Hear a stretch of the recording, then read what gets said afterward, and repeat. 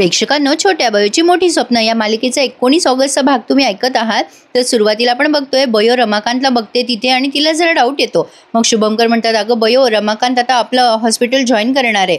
रमाकांत म्हणतो, दादा पोरं इथे आहेत ना, मग मला काहीच काळजी नाहीये, पोरं मला सांभाळून घेतील। काय गो बयो, मला दाखवतेस का तुमचा सगळा दवाखाना? तू इथे आहेस ना, मग काय टेन्शन आहे मला। पण आता बयोला मात्र खूपच टेन्शन आलंय की हा रमाकांत इथे कशाला काम करणार आहे। आता शुभंकरांना तो म्हणतो, मी निघतो दादा आता। शुभंकर म्हणतात, हो रमाकांत, उद्यापासून तू ॲडमिन जॉईन कर आणि आता बयोला पण सांगतात की रमाकांत आपला ॲडमिन जॉईन करणार आहे। आता रमाकांत निघालाय। आता शुभंकर बयोला म्हणतात, तू कशाला आली होतीस बेटा? बयो म्हणते, बाबा हे रेवाचे रिपोर्ट आलेत ते जरा चेक करा। पण आता ही बयो मनात विचार करते, नक्कीच रमाकांत काका कुठल्या तरी वाईट हेतूने हॉस्पिटल जॉईन करतात। शुभंकर बयोला म्हणतात, अगं सगळे रिपोर्ट व्यवस्थित आहेत रेवाचे, काही काळजी करू नकोस तर आता बयो निघाली आहे तिथून, पण आता ती त्याच विचारात असते। पण समोरून एकदम रेवा येते आणि म्हणते, बयो ताई, तू मला बाहेर नेणार होतीस ना फिरायला? बयो तिला म्हणते, हो बेटा, आपण जाणार आहोत फिरायला, पण आधी आपल्याला टेस्ट करायला पाहिजे की नाही? तू टेस्ट करायलाच चालली आहेस ना? आता रेवा तिला हो म्हणते। मग बयो म्हणते, चल मी तुला टेस्ट करायला घेऊन जाते। मग ती रेवा तिला हट्ट करते की आधी फिरायला ने ना। मग बयो तिला म्हणते, बरं तुला फिरून मग टेस्ट करायला नेते मी। तेवढ्यात इरा येते आणि म्हणते, काय ग, तुझा काय संबंध आहे माझ्या पेशंटला हात लावायचा? विसरलीस काही माझी पेशंट आहे? बयो तिला म्हणत असते, अगं इरा, ऐकून तरी घे माझं। इरा म्हणते, मला काहीही ऐकायचं नाहीये।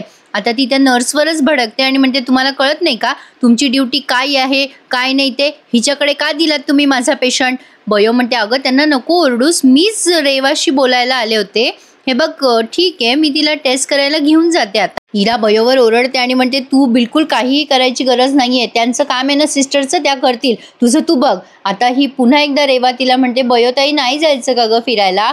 बयो म्हणते, हो बेटा जाऊयात पण तू आधी टेस्ट करून ये, मी तुझी वाट बघते बाहेर। मग आता रेवा गेलीये, बयो सिस्टरांना सांगते की घेऊन जा म्हणून रेवाला। पण आता बयोच्या डोक्यात मात्र सारखा रमाकांतचाच विचार घोळतोय की रमाकांत काका काहीतरी वाईट उद्देशाने इथे येत आहेत, हे तिला जरा डाऊट येतोय। असो, पण आता तिथे विशाल येतो आणि म्हणतो, काय ग बयो, कसला विचार करतेस? अगं सगळं काही तुझ्या मनाप्रमाणे झालंय ना, रुपालीच्या नवऱ्याला पण शिक्षा मिळाली आणि रुपाली पण बऱ्यापैकी आता कव्हर होतीये। बयो म्हणते, त्याचा विचार नाही करत आहे मी रमाकांत काकांचा विचार करतेय। आता विशाल म्हणतो, रमाकांतचा काय झालं त्याला? आता बयो म्हणते, सर मला ना असं वाटतंय काहीतरी वाईट होणार आहे, माझ्या मनातून अशी फिलिंग येते मला। आता विशाल म्हणतो, का ग, काय झालंय असं एवढं? आता बयो म्हणते, रमाकांत काका आपल्या इथे हॉस्पिटलमध्ये नोकरी करणार आहेत आणि मला असं वाटतंय की काहीतरी त्यांचा उद्देश असणार आहे, कारण त्यांच्या पायाला ना सतत भिंगरी असते, ते नोकरी करणं शक्यच नाहीये, त्यांचा काहीतरी वाईट उद्देश असं मला वाटतंय। आता विशाल तिला समजवतो, काही काळजी करू नकोस, काही वाईट होणार असलं तरी रवळनाथ आहे ना तुझ्यासोबत। पण त्याला तेवढ्यात फोन येतो आणि तो तिथून मग बयोचा निरोप घेऊन निघून जातो। पण बयोच्या मनातले विचार काहीच जाईना। आता अंकिता येते तिला आणि सांगते इराबद्दल की इरा खूप चिडली आहे, ती तुझ्याबद्दल वाईट विचार करते, तू त्या रुपालीच्या नवऱ्याला शिक्षा दिली ना वगैरे वगैरे। बयो म्हणते, अगं असं काही नसेल तिच्या मनात। अंकिता म्हणते, तू एवढी कशी भोळी आहेस ग, तुला का कळत नाहीये? अगं इराने ठरवलंय की तुला त्रास द्यायचा आहे आणि ती तुला त्रास देण्यासाठी वाटेल त्या थराला जाणार आहे। तिला असं वाटतंय की तुला स्टुडंट ऑफ द मंथ व्हायचंय म्हणून तू हे सगळं पुढे पुढे करतेस। बयो तू अलर्ट राहा, ती तुला खूप त्रास देईल ग। पण बयो म्हणते, अगं ती काही नाही करणार आणि हे बघ, तिने मला त्रास दिला तर देऊ दे, पण मला इराचा स्वभाव माहितीये, ती पेशंटला अजिबात त्रास देणार नाही। तिचा राग माझ्यावर आहे, पण ती माझा राग माझ्यावरच काढेल, इतरांवरती नाही काढणार आणि पेशंटवर तर मुळीच नाही काढणार। तिला माहिती आहे या सगळ्यामुळे काय होईल। अंकिता म्हणते, बयो तू एवढी कशी चांगली आहेस ग?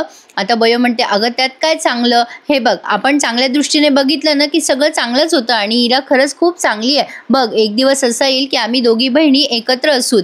आता अंकिता म्हणते, खरंच तुझ्यासारखं चांगलं वागायला सगळ्यांना जमलं असतं तर किती बरं झालं असतं ना बयो। पण ठीक आहे, मी निघते आता, इराने पाहिलं ना मला तुझ्यासोबत तर उगाच चिडचिड करेल। आता इकडे रमाकांत गौतमीला भेटून सांगतोय की वहिनीनू आपलं काम झालंय, फत्ते झालंय।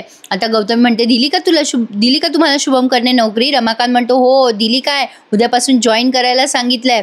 आता गौतमी म्हणते, आता त्या बयोचे दिवस संपलेच म्हणून समजा तुम्ही। आता तेवढ्यात पोटेने या दोघांना बघितलंय बोलताना आणि पोटे त्यांच्या समोर येऊन म्हणतो, काय मग आज जेलची हवा इकडे कुठे आली आहे?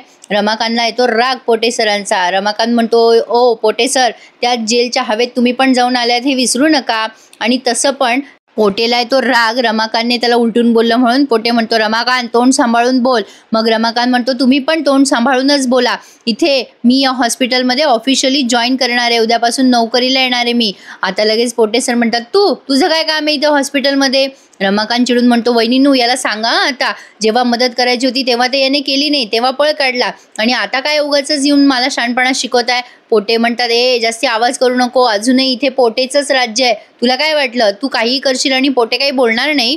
रमाकांत म्हणतो रमाकांत पुढे काही बोलणार तेवढ्यात गौतमी या दोघांचा वाद थांबवते आणि म्हणते प्लीज शांत बसा तुम्ही दोघं जण, इथे आपण वाद घालायला आलेलो नाहीये. आणि पोटे उद्यापासनं रमाकांत इथे हॉस्पिटलमध्ये काम करणार आहे. माझा बंद पडलेला बिझनेस मला पुन्हा चालू करायचा आहे या हॉस्पिटलमध्ये, त्यासाठी मी प्रयत्न करते.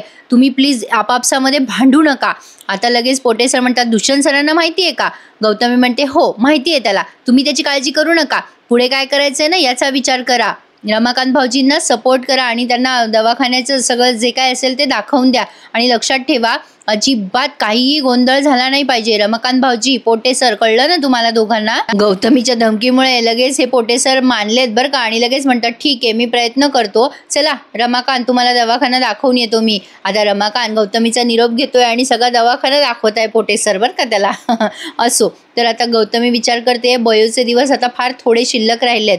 बयो इथे त्या रुपालीला विचारत असते तुला काही त्रास होतोय का, काय होतंय. मग ती सांगते सिम्पटम्स, माझं डोकं दुखतंय, मला भूक लागत नाहीये, थोडंसं जळजळ होतीये वगैरे वगैरे.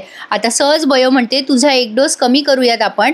हिरा येते आणि म्हणते काय काय बोललीस तू. बयो तू इंटरनल आहेस, डॉक्टर नाही झालीस अजून, तू कुठल्या अधिकाऱ्याने तिचा एक डोस कमी करतेयस. बयो म्हणते अगं हो तिला त्रास होतोय ना, पेन किलरचे साईड इफेक्ट असतात.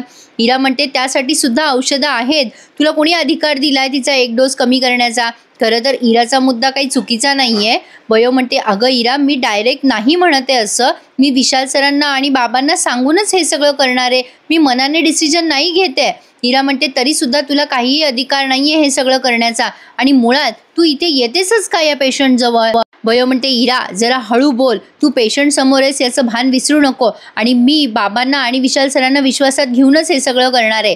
तेवढ्यात आता इरा काही बोलणार. मग आता तिथे ते पोटे सर आणि रमाकांत आले. पोटे सर म्हणतात या रमाकांत, हे बघा ही इरा आहे बरं का आणि ही खूप हुशार मुलगी आहे, आमच्या हॉस्पिटलमधली सगळ्यात हुशार मुलगी. आता रमाकांतला काय माहिती नाही का इरा कोण आहे कशी आहे, रमाकांत नुसतं ऐकतोय. हो का, बरं.